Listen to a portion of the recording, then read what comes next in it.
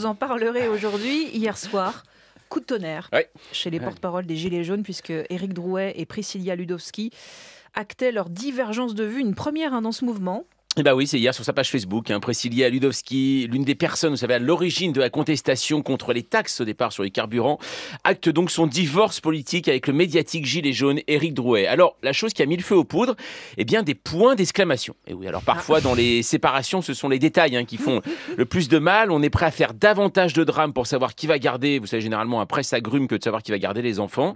Donc, Priscilla Ludowski est membre, alors ça va être un peu compliqué, est membre d'un collectif sur Facebook baptisé La France en colère. Éric Drouet, lui, il a également un collectif depuis le début du mouvement baptisé La France en colère, mais avec 3 points d'exclamation. Et selon Ludowski, Drouet s'active depuis plusieurs semaines afin que ce collectif change de nom. Dans son communiqué, elle parle même de pression et d'intimidation. Et en fait, on comprend mieux grâce à une vidéo que le gilet jaune qui se fait arrêter plus vite que son ombre a publiée hier sur Facebook. Éric Drouet explique que le collectif France en colère sans point d'exclamation a appelé à manifester samedi dernier à Bourges sans déclaration en préfecture. Or, Drouet passe devant le juge le 15 février pour répondre de ses actes pour également manifestation non déclarée début janvier place de la Concorde. Il craint que lui soit donc reproché des actes de dégradation perpétrés dans la capitale du Berry à cause d'une confusion de noms. Bref, c'est la discorde la plus totale, c'est la crise, et pourtant, tout avait si bien commencé.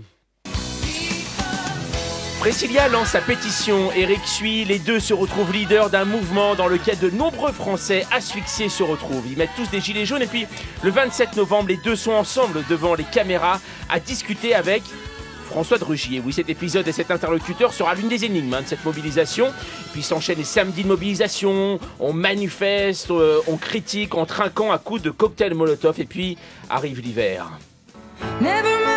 Priscilla ne comprend plus Éric. Non, avec le troisième compagnon, Maxime Nicole, alias Fly Rider, il voudrait diversifier le mouvement, diversifier les actions, mais non, Éric ne l'entend pas ainsi. Samedi dernier, Éric reste à Paris, Priscilla et Maxime à Bourges. Les ronds-points ne sont que tristesse, les sens giratoires de nos angoisses ne font que commencer. Ils assurent donc qu'ils resteront amis sur le terrain, mais non, la fin de sonne pour les deux, pour le couple, si médiatique. Priscilla Ludowski explique même « Je compte quand tout sera terminé, expliquer tout ce qu'il, Éric Drouet, a pu faire pour nuire au mouvement. Quand tout sera terminé », une expression qui laisse à interprétation un divorce à suivre. Le scénario du feuilleton est écrit. Il y aura un prochain épisode. Oui, bien sûr, on peut y aller, Netflix et sur les rangs. Merci beaucoup Jean-Mathieu Pernin.